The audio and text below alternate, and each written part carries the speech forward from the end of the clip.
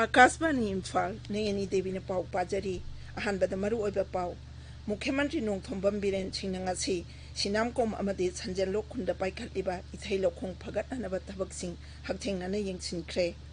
मणिपुरदा कोविड-19 ना नाबा फरकपा मसिंग लिसिंग तरे चानिपान हुंफुद्रा तरुक यौदुना नाबा फगलकपगी चांग चादा हुंफुद्रा तरुक दशमिक मरी तरेत लेरे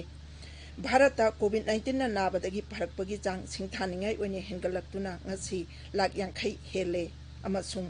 खरीफ लौरोकी फौ वानसिननबा नेशनल कोऑपरेटिव डेवलपमेंट कॉर्पोरेशन ना राज्य अहुमदा लुपा कोटी लिसिंग तरा मापन चामरी निफुमरी पीख्रे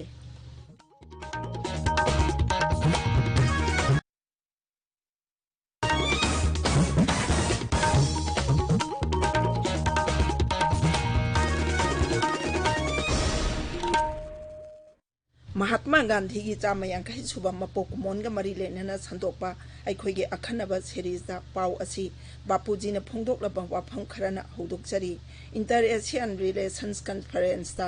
महात्मा गांधी ना भारत के खुंगंग सिंगी मतंगदा वांगांखी And then he describes how he found it.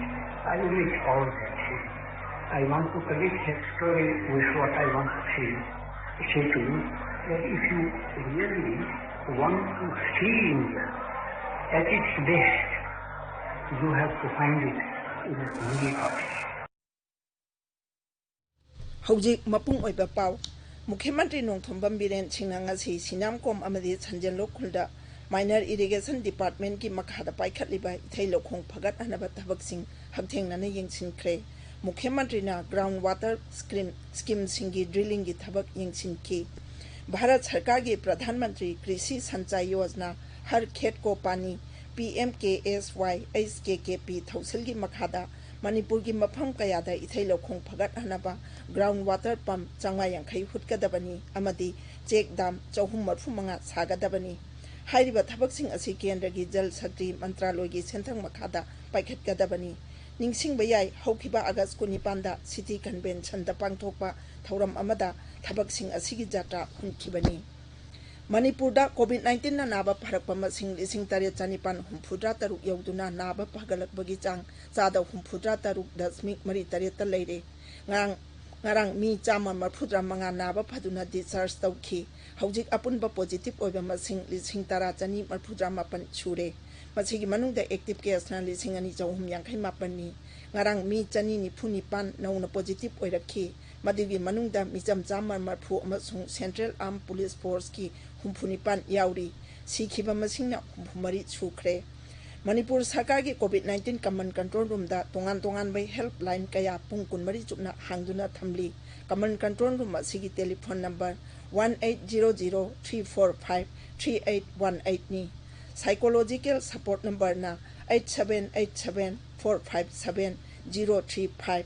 940-275-1364 अमसुंग 76299-43596 knee अदुगा hospitalisation की नंबर ना 1800-103-2015 नी मियामना मतम अमदा हेक्टा नंबर सिंग असिदा फोन तौरकपा यागनी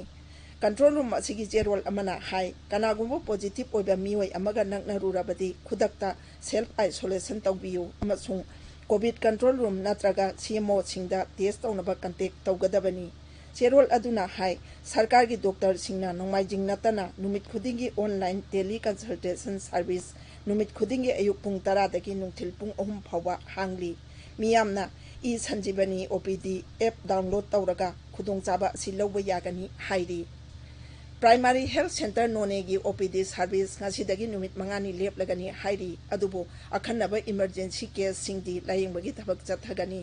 मरक सिदा नोने जिला की डेपुटी कमिश्नर ना नोले बाजार की तोंगान मफम 13 कंटेनमेंट जोन ओइरे हाइना लाउथोखरे तोंगान मफम की मी 19 कोविड-19 पॉजिटिव ओइरकपदगी थवरांग असि लौखटपनी बिष्णुपुर जिला की मोयरांग पुलिस स्टेशन की मनुंग चनपा क्वाक्ता खुमन थोंखोंदगी मियोय अमा अमसुंग जिला असिगी नंबोल कोंखाम अवांग लेकाइदगी मियोय अनि कोविड-19 पॉजिटिव ओइरकपदगी मफम सिंग अदु कंटेनमेंट जोनी हाइना लाउथोखरे जिरीबाम दंगारांग मियोय अमा कोविड-19 पॉजिटिव ओइरकपदगी जिरीबाम पुलिस स्टेशन की मफम खरा अमसुंग जिला असिगी उचाथोल कंटेनमेंट जोन ओइना लाउथोखरे मेघालयदा कोविड-19 नारंबदगी फगलप मसिंगना नारकप मसिंगदगी हेंगलकले हौजिक फावदा राज्य असिदा मी 3,764 नाबा फखरे अदुगा एक्टिव केसना 1,940 लेरी त्रिपुरादा ngarang mi 300 supna ani कोविड-19 पॉजिटिव ओरकपदगी अपुनबा पॉजिटिव ओइबा मसिंग 1,919 सुरे ngarang mi ani सिखिबदगी लाइना असिना सिबा मसिंग 268 सुरे हौजिक एक्टिव केस 3,659 लेरी नागालैंड ngarang mi 34 पॉजिटिव ओरकपदगी कोविड-19 पॉजिटिव ओइबा अपुनबा मसिंग 5,953 सुरे राज्य असिदा एक्टिव केस 1,092 लेरी नाबा फखिबना 3,495 सुरे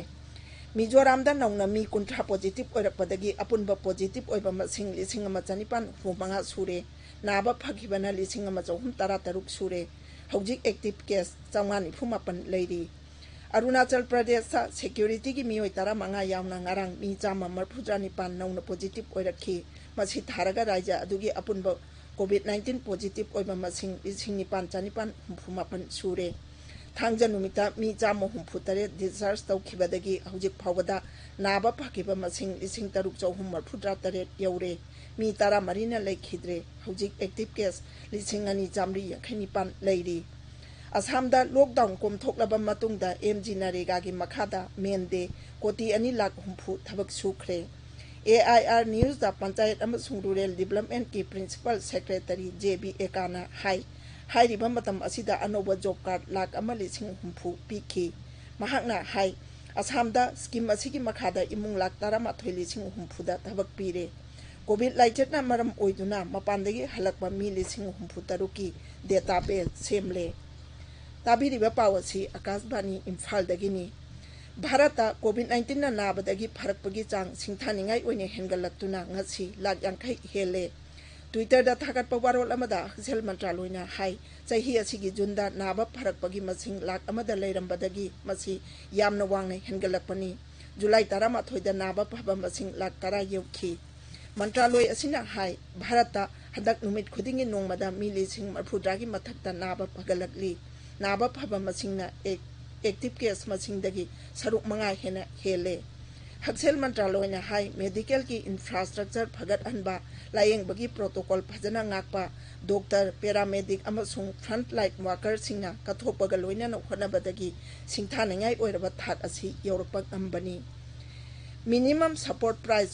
ऑपरेशंस की मखादा खरीफ लौरो की फौवानसिन नबा national cooperative development corporation NCDC ना अहानब इंस्टॉलमेंट ओइना राज्य अहुंगी ओइना लुपा कोटी 13,993 कायथोखरे राज्य सिंह अदुदी छत्तीसगढ़ हरियाणा मसुंग तेलंगाना नी लवु सिंगु मंत्रालयना हाई सेनफम असि मतम चाना मकोय मकोयगी राज्य की कोऑपरेटिव ऑर्गेनाइजेशन सिंगी खुतांगदा फौवानसिन बंगमनबा राज्य सिंह अमसुंग स्टेट मार्केटिंग एजेंसी सिंगदा मतेंग ओइनबा पीबनी छत्तीसगढ़ ना ख्वाइदगी यामना लुपा कोटी 9,000 फंगले तेलंगाना की ओइना लुपा कोटी 5,500 अमसुंग हरियाणा गिना कोटी 5,593 पीरे मंत्रालय असिना हाई कोविड-19 लाइचत मनुंगदा NCDC ना लोखलिबा थौरांग असिना लैबाक असिगी अपुनबा फौगी पोथोकी चादा 75 रोम पोथोकलिबा राज्य अहुम असिगी लौमी सिंगदा तंगाई फदबा सेलगी मतेंग अदु फंगहनबा ngamlagani लोइसिलकपदा बापूजी ना पामजरंबा भजन वैष्णव भजन जर्मनी की आर्टिस्ट सिंगना सकपा मा थमजरी वैष्णव जनता तेने कहिए तीर पराई जाने रे तारा दुखे उपकर करे तो ये मनाती माना ना आने रे वैष्णव जनता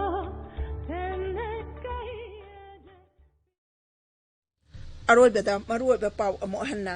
मुख्यमंत्री नोंथोंबम बिरेन सिंहना ngasi सिनामकोम अमदि संजेलोक खुलदा पाइखलिबा इथैलो खोंग फगत अनबा थबकसिंग हक्थेंगना यंगसिनख्रे मणिपुरदा कोविड-19 ना नाबा फरकपा मसिंग 3,963 यौदुना नाबा फगलकपगी चांग चादा 63.38 लेरे भारत कोविड-19 ना नाबदगी फरकपगी चांग सिंथानिंगाई ओइना हेंगलक्तुना ngasi 50,000 हेले अमसुंग खरीफ लौरो की फौवानसिनबा नेशनल कोऑपरेटिव डेवलपमेंट कॉर्पोरेशन ना राज्य अहुमदा लुपा कोटी 18,18,940 पीखरे। पाउ लोइजरे।